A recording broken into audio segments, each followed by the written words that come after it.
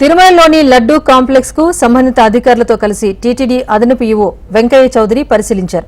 దర్శనం టికెట్లపై కౌంటర్లలో లడ్డూలు జారీ చేసే విధానాన్ని పరిశీలించారు. అనంతరం లడ్డూ ప్రసాదాల తయారీకి సంబంధించిన ముడి సరుకులు నిల్వ ఉన్న ఉగ్రాణాన్ని కూడా ఈవో పరిశీలించారు. భక్తులు మహాప్రసాదంగా స్వీకరించే లడ్డూ తయారీ మొదలు విక్రయం దాకా ఎక్కడా ఎలాంటి లోటు లేకుండా ఎప్పటికప్పుడు అప్రమత్తంగా ఉండాలని సిబ్బందిని వెంకయ్య చౌదరి ఆదేశించారు.